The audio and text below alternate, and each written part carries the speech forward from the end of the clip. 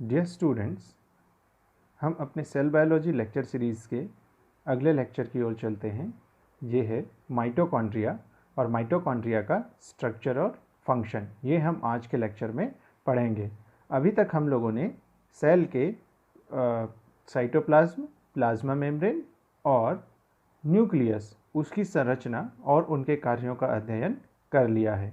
अब हम देखते हैं माइटोकॉन्ड्रिया, उसकी संरचना कैसी होती है और उसके कार्य क्या क्या होते हैं।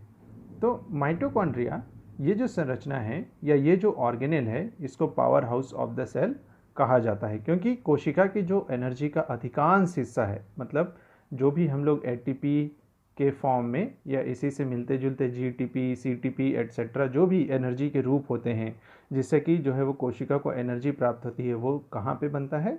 माइटोकॉन्ड्रिया में। तो इसे powerhouse of the cell या कोशिका का ऊर्जा गृह कहा जाता है।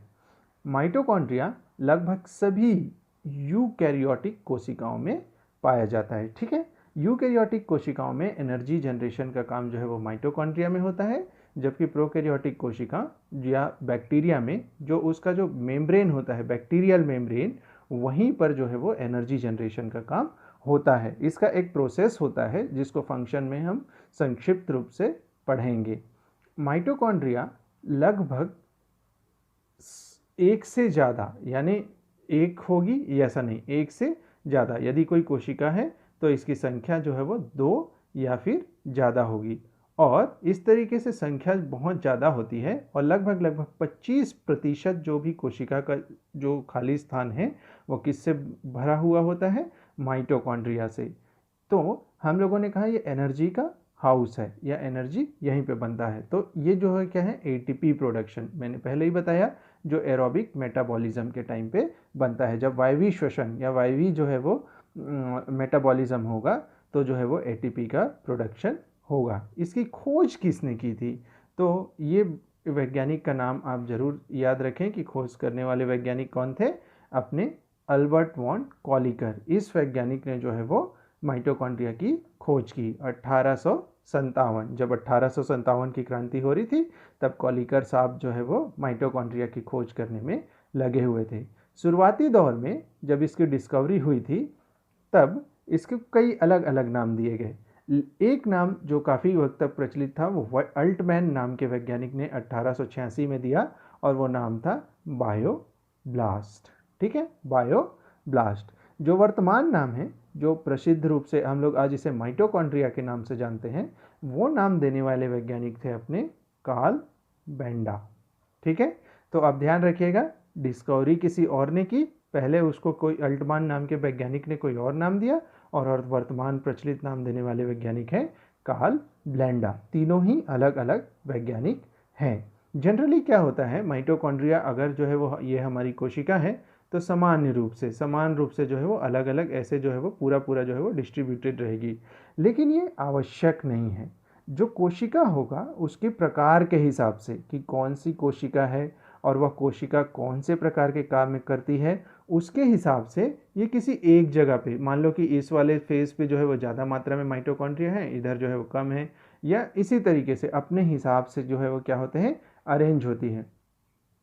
एक विशेष बात और है, इससे पहले जब मैं न्यूक्लियस पढ़ रहे थे तो हम लोगों ने पढ़ा था कि जो न्यूक्लियस होता है उसका शेप, ये जो शेप है ये बहुत फिक्स है, यानी सर्कुलर टाइप का, गेंद के समान की संरचना होती है। लेकिन न्यूक्लियस के साथ में ऐसा नहीं है। न्यूक्लियस जो है वो जो माइटोकॉन्ड्रिया के साथ में ऐसा नहीं है। माइटोकॉन्ड्रिया जो है वह अपना शेप लगातार बदलता रहता है। तो सपोज कि मान लीजिए ऐसा हुआ, फिर ऐसे जो है वो फ्लैट टाइप का हो जाएगा, फिर कुछ ऐसा हो जाएगा। मतलब इसकी कोई फिक्स संरचना या शेप नहीं है, ये अपना शेप जो है वो कंटिन्यूअसली बदलता रहता है। इसीलिए मैंने माइटोकॉन्ड्रिया का कोई शेप यहाँ पर नहीं बताया है। अगर आप सच में और ज़्यादा जो है वो उत्सुक हैं कि माइटोकॉन्ड्रिया के शेप के बारे में जो है वो जानने के लिए, तो आप अल्बर्ट्स की किताब में जो है वो, जो ब्रूस अल्बर्ट्स की एक किताब आती है molecular biology of the cell नाम से, वहाँ पे इसका अध्ययन कर सकते हैं। उसमें इसका विस्तृत वर्णन किया हुआ है। ठीक है, अब हम लोग देखते हैं अल्ट्रा स्ट्रक्चर ऑफ सेल। तो अल्ट्रा स्ट्रक्चर ऑफ माइटोकॉन्ड्रिया, तो आप ये देख पा रहे होंगे यहाँ पे शेप पे जो है हम ध्यान नहीं देते, एक कैप्सूल जैसा कुछ बना दिया है। अब आप अगर देखेंगे तो ये जो आप देख पा रहे हैं ये जो बाहर है, ठीक है, उस कैप्सूल का बाहरी आवरण क्या हो गया, एक तरीके का आउटर मेम्ब्रेन, ठीक है, आउटर मेम्ब्रेन। ये जो ब्लू कलर का आप देख रहे हैं ये कुछ इस तरीके से हो गया, सपोज ये हो गया, और इसी आउटर मेम्ब्रेन के बाद होता है इनर मेम्ब्रेन। लेकिन इनर मेम्ब्रेन जो होती है वो बहुत ज़्यादा क्या होगी, इस तरीके से फोल्डेड होगी, ठीक है, बहुत ज़्यादा जो है वो फोल्डेड होती है, ताकि क्या कर देती है, पूरी की पूरी जो माइटोकॉन्ड्रिया होती है उसकी सरफेस को क्या करे, पूरा बढ़ा दे, इस सरफेस एरिया को बढ़ा दे भाई, क्योंकि बहुत ज़्यादा मात्रा में जो है एनर्जी बनाने की ज़रूरत है, और एनर्जी बनाने के लिए कम जगह हो वो अच्छा नहीं है किसी कोशिका के लिए। तो उसको बढ़ाने के लिए ये जो इनर जो कोशिका है वो इस तरीके से क्या होती है, पूरी पूरी फोल्ड हो जाती है। आप देख ही पा रहे हैं अंदर ये पूरा पूरा क्या है, इनर जो भी है, ठीक है, ये पूरा पूरा जो है वो फोल्डिंग है, किसका, इनर मेम्ब्रेन का। ये आप देख ही रहे हैं पूरा पूरा जो है फोल्डिंग है, इस तरीके से ये पूरा फोल्ड हो जाती है इनर मेम्ब्रेन, ठीक, इनर मेम्ब्रेन। ये जो फोल्डिंग होती है इसी को हम लोग कहते हैं क्रिस्टी, क्रिस्टी, ठीक है, क्रिस्टी। इसी में जो है वो सारा ऑक्सीडेशन जो भी कार्बोहाइड्रेट का या फैट का ये सब जो है वो इसी फोल्डिंग में होता है। ये जो दो मेम्ब्रेन है, मतलब ये जो हम लोगों ने आउटर मेम्ब्रेन है हमारा और ये है इनर मेम्ब्रेन, इन दोनों के बीच में एक जगह भी है, हम देख पा रहे हैं, इसी को हम लोग बोलते हैं इंटर मेम्ब्रेन स्पेस।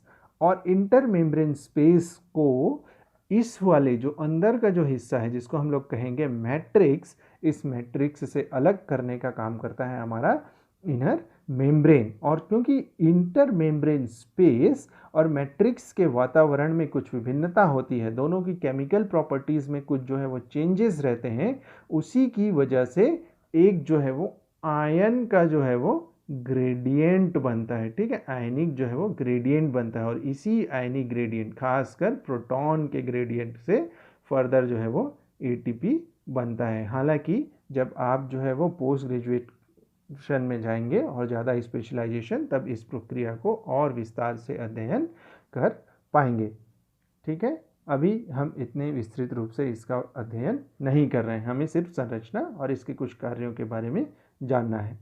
तो हम लोगों ने कहा सबसे बाहरी वातावरण में कौन सा है, मेम्ब्रेन, माइटोकॉन्ड्रिया की मेम्ब्रेन, मतलब आउटर मेम्ब्रेन और ऐसे ऐसे फोल्ड करके इनर मेम्ब्रेन, ठीक है, outer membrane and folded inner membrane, ठीक है।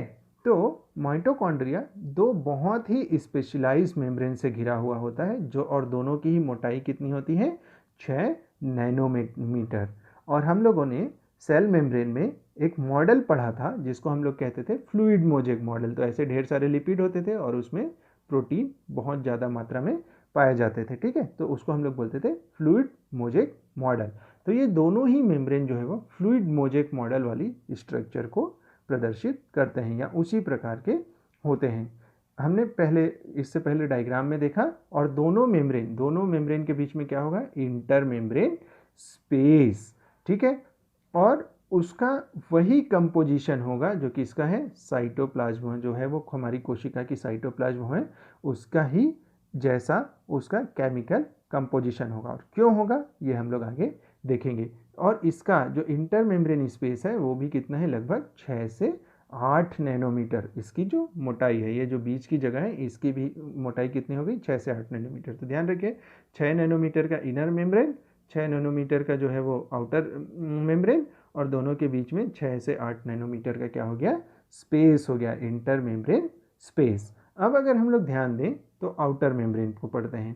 तो आउटर मेम्ब्रेन आप अगर देखें तो आउटर मेम्ब्रेन कैसा है, ये है अपना आउटर मेम्ब्रेन। और इंटर मेम्ब्रेन, इनर मेम्ब्रेन और आउटर मेम्ब्रेन, इन दोनों की जो रासायनिक प्रवृत्ति होती है वो थोड़ी सी भिन्न होती है। जैसे कि अगर आप आउटर मेम्ब्रेन लेंगे तो इसमें जो है वो 50% लिपिड होगा और 50% क्या होगा, प्रोटीन। दोनों जो है वो आधी आधी मात्रा में पाया जाएगी। और प्रोटीन इसलिए पाया जाता है ताकि अगर मान लीजिए ये आउटर मेम्ब्रेन है तो यहाँ पे अपने पोरीन्स टाइप के प्रोटीन जो है वो लगे हुए हों, ठीक है, और ये पोरीन्स जो है वो साइटोप्लाज्म से इनर मेम्ब्रेन जो स्पेस था, जो स्पेस वाली जगह थी, वहाँ पे बहुत सारे सॉल्यूट्स, खासकर उन मॉलिक्यूल को जो 5000 डाल्टन की साइज़ रखते हैं या उससे कम की साइज़ रखते हैं उसको इनर मेम्ब्रेन स्पेस में आने देता है। और न सिर्फ यही बल्कि न्यूट्रिएंट मॉलिक्यूल हो गया, आयंस हो गए, एटीपी, एडीपी, सभी को जो है वो इनर मेम्ब्रेन स्पेस में आने देता है। इसीलिए जो इनर मेम्ब्रेन स्पेस है अपना, उसका जो वातावरण है वो साइटोप्लाज्म के वातावरण से बहुत ज़्यादा मिलता जुलता है। वातावरण में ज़्यादा विभिन्नता नहीं पाई जाती है। तो हम इस बात का ध्यान रखें कि क्योंकि आउटर मेम्ब्रेन में लिपिड कंटेंट और प्रोटीन कंटेंट दोनों लगभग बराबर है, इसलिए जो है वो बहुत सारे मॉलिक्यूल को जो है वो आदान प्रदान कर पाता है या पोरिन्स के माध्यम से। इसलिए उसका जो वातावरण है किसके लगभग समान है, साइटोप्लाज्म के लगभग समान होता है। इसके बाद का जो अगला जो हम लोग देखते हैं वो है inner membrane. Inner membrane outer membrane से थोड़ा भिन्न होता है क्योंकि इसमें जो लिपिड है वो कम है, लेकिन प्रोटीन बहुत ज़्यादा मात्रा में पाया जाता है। क्योंकि जितना भी एटीपी सिंथेसिस के लिए जो इलेक्ट्रॉन एक कॉम्प्लेक्स से दूसरे कॉम्प्लेक्स में जाएगा, तो कॉम्प्लेक्स क्या है, अल्टीमेटली प्रोटीन। तो जितनी ज़्यादा क्वांटिटी में प्रोटीन होंगे, इलेक्ट्रॉन उतने ही आसानी से पास कर पाएंगे, और जितने आसानी से उनको जो है वो एक कॉम्प्लेक्स से दूसरा कॉम्प्लेक्स जो है अवेलेबल होता जाएगा, एटीपी बनाना उतना ही ज़्यादा सुगम हो जाएगा, सरल हो जाएगा। इसीलिए प्रोटीन की क्वांटिटी इनर जो मेम्ब्रेन होता है उसमें बहुत ज़्यादा है लिपिड की कंपैरिजन में, ठीक है। और इसमें लार्ज नंबर ऑफ इनफोल्डिंग्स पाई जाती हैं। तो हम लोगों ने इससे पहले देखा भी है कि ये माइटोकॉन्ड्रिया था और इसके इनर मेम्ब्रेन में बहुत सारी जो है वो इस तरीके की इनफोल्डिंग्स पाई जाती थी, और इन्हीं इनफोल्डिंग्स को हम लोग क्या नाम देते थे, क्रिस्टी, ठीक है, क्रिस्टी ये नाम हम लोग देते थे। तो क्रिस्टी जब इस तरीके से फोल्ड हो गया तो कोई विशेष काम तो नहीं किया, लेकिन एक विशेष काम किया कि सेल सरफेस को बढ़ा दिया। यानी पहले मान लो एक गोले जितना जो है वो सरफेस मिलता, और अगर ये ऐसे फोल्ड हो जाए तो अब जो है वो ज़्यादा एरिया मिल गया है उसी काम को करने के लिए, ठीक है। ये जो क्रिस्टी या इनर सेल मेम्ब्रेन होते हैं, इसमें इलेक्ट्रॉन ट्रांसपोर्ट चेन के जितने भी कॉम्प्लेक्स हैं, यानी कॉम्प्लेक्स 1, 2, 3 और 4, ये 4 कॉम्प्लेक्स होते हैं इलेक्ट्रॉन ट्रांसपोर्ट चेन के। ये चारों कॉम्प्लेक्स जो है वो इनर माइटोकॉन्ड्रियल मेम्ब्रेन में प्रेजेंट होते हैं। और आखिरी में अपना एटीपी सिंथेस कॉम्प्लेक्स, सारे के सारे प्रोटीन इनर मेम्ब्रेन में प्रेजेंट होते हैं, ठीक है। और ये जो इनर मेम्ब्रेन होता है और जो स्पेस, तो मैंने पहले ही बताया, ये जो है अगर अपना इनर मेम्ब्रेन है और इधर हो गया मैट्रिक्स और इधर हो गया स्पेस, इसके बीच में हाइड्रोजन आयन ग्रेडियंट का, इसके बीच में हाइड्रोजन आयन कंसंट्रेशन का ग्रेडियंट जो है वो पैदा करता है, और उसी ग्रेडियंट के कारण जो है वो एटीपी का सिंथेसिस होता है। हम लोगों ने इससे पहले देखा था कि जो अपना आउटर मेम्ब्रेन है वो बहुत सारे मॉलिक्यूल्स के लिए क्या है, सॉल्यूबल है, लेकिन इनर मेम्ब्रेन कुछ खास मॉलिक्यूल्स के लिए जो है वो परमिएबल होता है, उससे आसानी से आर पार नहीं जा सकते। जैसे कि ऑक्सीजन के लिए हो गया, कार्बन डाइऑक्साइड के लिए हो गया, पानी के लिए हो गया, कुछ जो है वो प्रोटीन्स के लिए हो गया। लेकिन जितना मतलब आसानी से आउटर मेम्ब्रेन से कोई क्रॉस कर पाता था, उतने आसानी से इनर मेम्ब्रेन से क्रॉसिंग नहीं हो पाती है, ठीक है। इसीलिए जो हमारा इनर मेम्ब्रेन, जो इंटर मेम्ब्रेन जो स्पेस वाला हिस्सा था, वो तो साइटोप्लाज्म की तरह लगभग सारे मॉलिक्यूल रखता था, लेकिन माइटोकॉन्ड्रिया का जो मैट्रिक्स है, सबसे अंदर का हिस्सा जो हम लोग आगे पढ़ेंगे, वो उस तरीके से चीज़ें नहीं रखता है। आप इस डायग्राम को जरा ध्यान से देखिए, ये जो है हमारा हो गया आउटर मेम्ब्रेन, ठीक है, बिल्कुल वैसा ही जैसा हम लोगों ने पढ़ा था फ्लूइड मोजेक मॉडल। इसमें बहुत सारे जो है वो पोरिन्स होंगे ताकि वहाँ से जो है मॉलिक्यूल यहाँ इंटर मेम्ब्रेन स्पेस में आ सके। लेकिन ये जो हमारा इनर मेम्ब्रेन वाला हिस्सा है, ये जो इनर मेम्ब्रेन वाला हिस्सा आप देख पा रहे होंगे कि इसमें बहुत बड़े बड़े प्रोटीन के कॉम्प्लेक्स हैं, वही अपने इलेक्ट्रॉन ट्रांसपोर्ट चेन वाले बहुत बड़े बड़े प्रोटीन कॉम्प्लेक्स हैं, और जो है एटीपी सिंथेसिस करने वाले जो कॉम्प्लेक्स हैं। तो ये जो कॉम्प्लेक्स हैं ये बहुत ज़्यादा मात्रा में, तो इसके पास पोरिन्स वगैरह रखने की जो है वो क्या है, जगह नहीं है। इसीलिए इंटर मेम्ब्रेन स्पेस में कोई चीज़ आ जाती है, उसके बाद उस चीज़ को, उस मॉलिक्यूल को मैट्रिक्स में जाने के लिए जो पोरिन्स चाहिए, क्योंकि देखिए अगर ये जो है वो लिपिड में सॉल्यूबल नहीं था, इसीलिए तो ये किसी पोरिन के माध्यम से इनर मेम्ब्रेन स्पेस में आया है।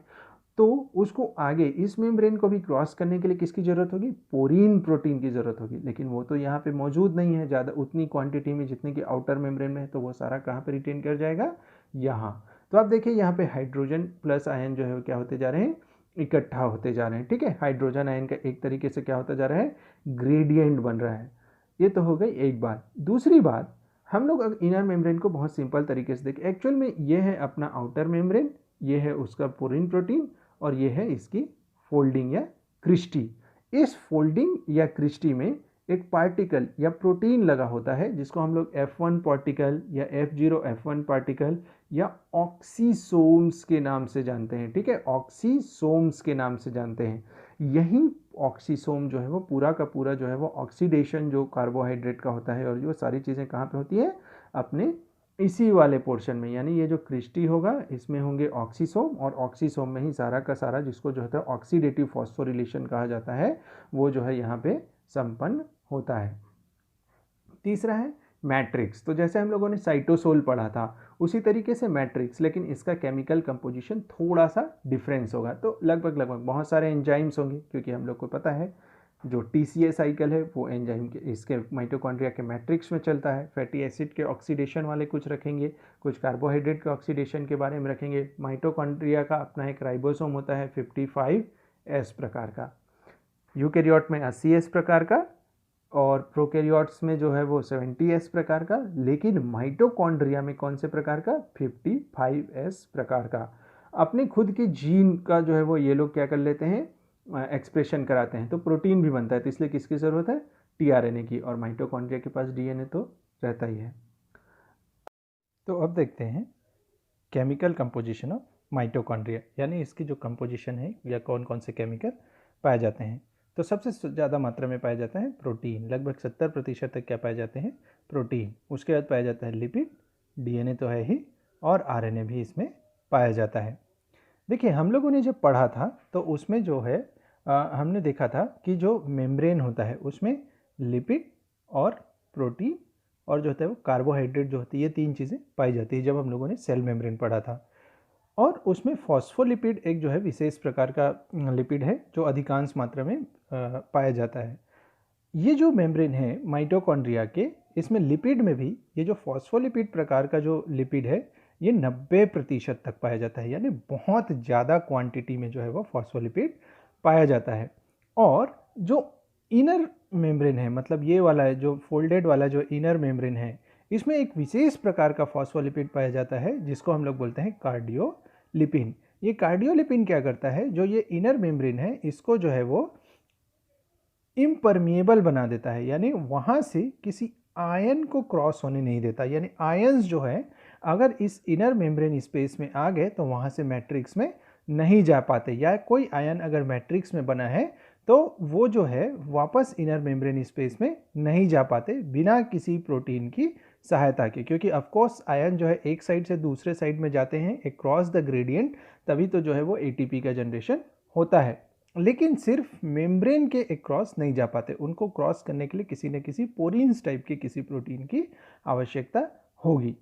माइटोकॉन्ड्रिया का जितना भी चीज़ हम लोग पढ़ रहे हैं अलग अलग हिस्सा, सब में जो है वो अलग अलग प्रकार के प्रोटीन्स पाए जाते हैं। जैसे आउटर मेम्ब्रेन में बहुत सारे डिफरेंट टाइप के प्रोटीन पाए जाएंगे, इनर मेम्ब्रेन में जो ऑक्सीसोम और जो है वो electron transport chain ATP synthase करने वाले जो प्रोटीन्स है वो सारे पाए जाएंगे। मैट्रिक्स में TCA साइकिल चलाने वाले, फैटी एसिड का ऑक्सीडेशन करने वाले जितने भी एंजाइम रिस्पॉन्सिबल थे वो पाए जाएंगे। तो ये जितना भी अलग अलग आप हिस्सा देखेंगे माइटोकॉन्ड्रिया का, बहुत डाइवर्सिटी है इसमें प्रोटीन इन टर्म्स ऑफ कि किस प्रकार का प्रोटीन पाया जाता है, क्योंकि हर क्षेत्र में अलग अलग टाइप की प्रोटीन पाए जाते हैं। अगर हम लोग इनर मेम्ब्रेन की बात करें, विशेष रूप से इनर मेम्ब्रेन, तो इसमें जो है वो तीन तरीके से जो है वो एंजाइम्स पाए जाते हैं। पहला वो जो ऑक्सीडेशन रिएक्शन, यानी एक रेस्पिरेटरी इलेक्ट्रॉन ट्रांसपोर्ट चेन का जो ऑक्सीडेशन रिएक्शन है उसको जो है कैरी करते हो। दूसरा ATP सिंथेज वाले के जो क्या बनाते हो? ATP बनाते हो। और तीसरे होंगे ट्रांसपोर्ट प्रोटीन, क्योंकि थोड़ा बहुत मॉलिक्यूल तो मैट्रिक्स से इंटरस्पेस में और इंटरस्पेस से मैट्रिक्स में जाने की आवश्यकता है। तो इनर मेम्ब्रेन को लेंगे तो आप ये तीन स्पेसिफिक प्रकार के प्रोटीन बनते हैं। ठीक है, अब आ जाते हैं हम लोग मैट्रिक्स में। तो मैट्रिक्स में भी कौन कौन से प्रकार के प्रोटीन पाए जाएंगे आप समझ ही सकते हैं, मतलब पायरुवेट का TCA साइकिल चलाने वाले, फैटी एसिड का ऑक्सीडेशन करने वाले, ठीक है, साइट्रिक एसिड साइकिल वाले। उसके अलावा जो होता है वो माइटोकॉन्ड्रियल डीएनए की कई कॉपीज़ पाई जाती है अपने जो है वो मैट्रिक्स में। 55S प्रकार का जो है वो राइबोसोम पाया जाता है, tRNA पाया जाता है ताकि वहीं पे जो है वो माइटोकॉन्ड्रियल प्रोटीन का सिंथेसिस कर सके कुछ हद तक। उसके बाद बहुत सारे जो है वो एंजाइम पाए जाते हैं, क्योंकि जो है राइबोसोम अपना है, उसके बाद में डीएनए अपना है, तो इस डीएनए से जो है वो आरएनए बनाने के लिए, फिर इस आरएनए से प्रोटीन, तो जितनी भी मशीनरी है इसके लिए जितने भी प्रोटीन की आवश्यकता होगी सबके सब कहाँ पे पाए जाते हैं, इन माइटोकॉन्ड्रिया के मैट्रिक्स में पाए जाते हैं। अब इसका फंक्शन क्या है, तो सबसे बड़ा फंक्शन तो हम जानते ही हैं कि क्या है, प्रोड्यूस एनर्जी। किससे? ऑक्सीडेशन से। किसके? कार्बोहाइड्रेट के, फैट्स के। ये सब हम लोग भोजन के रूप में ग्रहण करते हैं, और जब वो कोशिका के साइटोप्लाज्म में आता है तो साइटोप्लाज्म में वहाँ छोटे छोटे टुकड़ों में बांट देते हैं। फिर वो छोटे टुकड़े जो फर्दर छोटे मॉलिक्यूल्स बने वो कहाँ जाते हैं? माइटोकॉन्ड्रिया में। जैसे मान लीजिए कि ग्लाइकोलिसिस कहाँ चला? साइटोप्लाज्म में चला। साइटोप्लाज्म से फिर पाइरुवेट कहाँ है? माइटोकॉन्ड्रिया में। और माइटोकॉन्ड्रिया में फिर उसका TCA साइकिल और जो भी सारी चीज़ें चलेंगी, और फर्दर उससे जो है फिर आखिरी में जो NADH भी, उसमें कुछ तो ATP बनेंगे, कुछ NADH बनेंगे, और NADH फिर आखिरी में ATP मॉलिक्यूल में कहाँ पे कन्वर्ट होगा? अपने इनर मेम्ब्रेन में। उसके अलावा हमारी जो कोशिका होती है उसके अलग अलग जो कोशिकांग होते हैं, मतलब ऑर्गेनेल्स होते हैं, उनको कैल्शियम +2 इस आयन की बहुत ज़्यादा मात्रा में आवश्यकता होती है, कुछ सिग्नलिंग को चालू करने के लिए, कुछ अपनी शेप और इंटीग्रिटी को मेंटेन करने के लिए। तो इस कैल्शियम +2 मॉलिक्यूल का स्टोरेज टैंक कौन सा है? अपना माइटोकॉन्ड्रिया। तो बहुत सारी सिग्नलिंग आप समझ लीजिए, कैल्शियम +2 के कंसंट्रेशन को क्योंकि नियंत्रित कर पा रहा है, तो इसलिए माइटोकॉन्ड्रिया सेल की बहुत सारी सिग्नलिंग का भी नियंत्रण करता होगा। उसके अलावा माइटोकॉन्ड्रिया जो होता है वो ब्लड के हार्मोन्स, ब्लड के कुछ हिस्से हो गए हार्मोन के, जैसे टेस्टोस्टेरोन, एस्ट्रोजन, इन सब के निर्माण में बहुत अच्छे से मदद करता है। उसके अलावा जो डिटॉक्सिफिकेशन कहते हैं कि शरीर से जो है वो हानिकारक पदार्थों को बाहर निकालने की क्रिया, तो उसमें भी जो लीवर सेल की जो माइटोकॉन्ड्रिया है जो डिटॉक्सिफाई करती है, तो माइटोकॉन्ड्रिया ही जो है वो लीवर सेल की डिटॉक्सिफिकेशन का काम करती है। तो इसके साथ ही हमारा आज का माइटोकॉन्ड्रिया का लेक्चर जो है वो ख़त्म होता है। BSc लेवल में हम लोगों को इतने तक ही जानने की ज़रूरत है। जब आप हायर क्लास में जाएंगे तो इसके फंक्शन से संबंधित और भी चीज़ें जानने को मिलेंगी, और आप जो है वो रेस्पिरेशन में ATP जनरेशन, बायोकेमिस्ट्री में आप पढ़ते ही हैं कि किस तरीके से ATP का जनरेशन होता है, तो इसलिए मैं उतने डिटेल में इसमें नहीं जा रहा हूँ। थैंक यू, और अगले लेक्चर पे मिलते हैं। Keep learning.